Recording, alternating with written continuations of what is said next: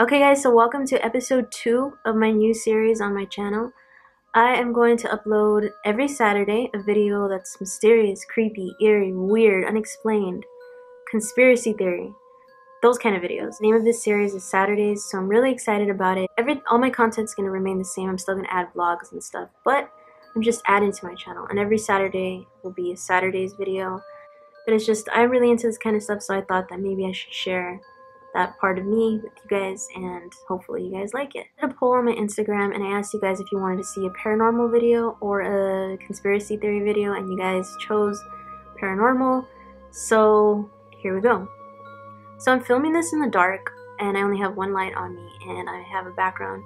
So I'm trying to set the mood, because this is a creepy paranormal video, and I want you guys to feel that. This video is going to be about the horror film Veronica. It has really great ratings on Rotten Tomatoes, and it's personally one of my top 5 favorite horror films of all times, hands down.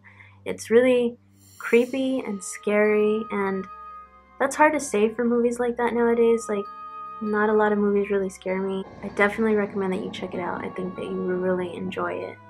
But what I loved about this movie the most is that it's based on a true story. So that makes it all the more creepier and scarier. So this all takes place in 1991. The story revolves around an 18-year-old girl named Estefania Gutierrez Lazaro.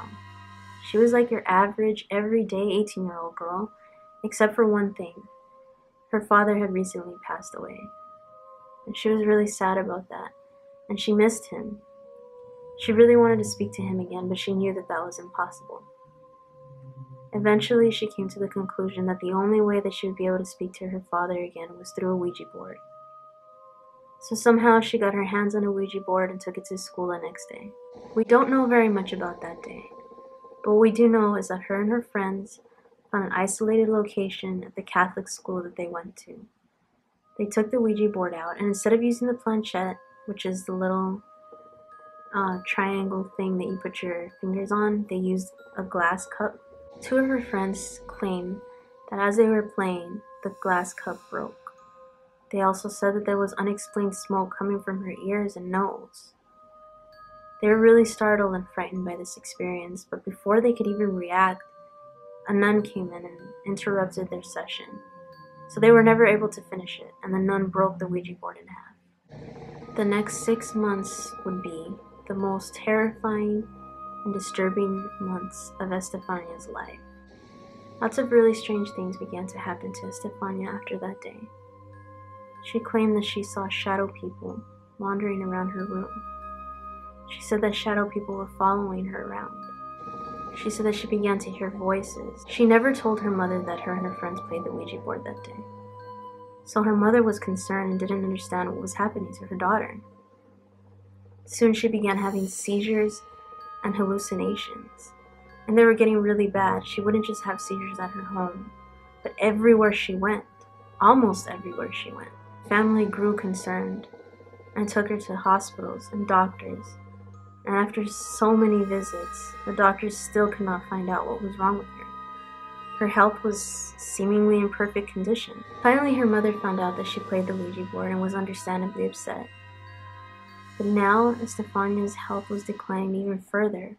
She was having fits of rage and snarling and barking at her family and her siblings.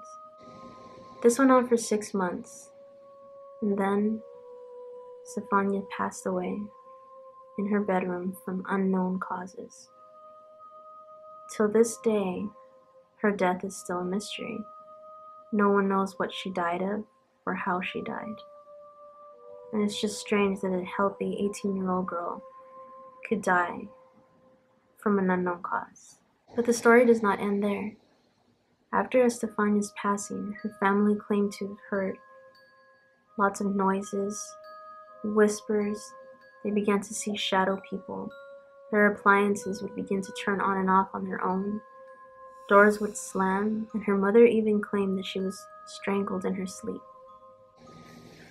Everything seemed to be worse than when Estefania was alive, and they didn't understand why. They didn't really want to entertain the idea that this was paranormal, so they called the police. Upon their arrival, they found Estefania's family standing outside because they were too scared to re-enter their home. When the cops entered the home, they reported seeing shadowy figures and hearing voices. The police called Estefania's family to go back into their home. And when they did, her mother began to tell them the story of her daughter and how she passed away from unexplained reasons. In the middle of the story, they began to hear echoes coming from Estefania's room and loud banging sounds. The cops ran quickly over there to investigate where the source of the sound was coming from. And when they entered her room, they found a crucifix lying on the ground in the middle of the floor. Estefania's mom said that crucifix usually hangs on the wall, so it shouldn't have been on the floor. What makes this story even stranger is Estefania shows them a picture of her daughter. And this picture has a burned hole through the middle of her face. Again, what makes this even scarier and creepier is that the frame was intact. So that means that the picture burned from the inside. Nothing happened to the frame. After a few months of suffering, Estefania's family decided to move. Till this day, Estefania's family has not reported experiencing anything out of the ordinary, strange, paranormal, or unexpected.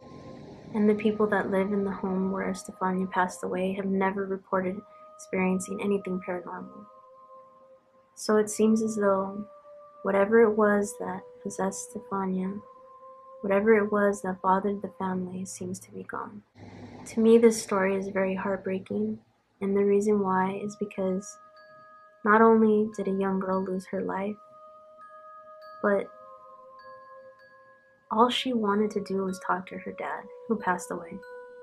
She didn't go to the Ouija board to be some rebellious teenager. She didn't try to contact anything negative. She went in there with a broken heart, and all she wanted to do was talk to her dad one last time. As always, just please remember to like this video if you like this video, and I'll see you next Saturday. Okay, bye.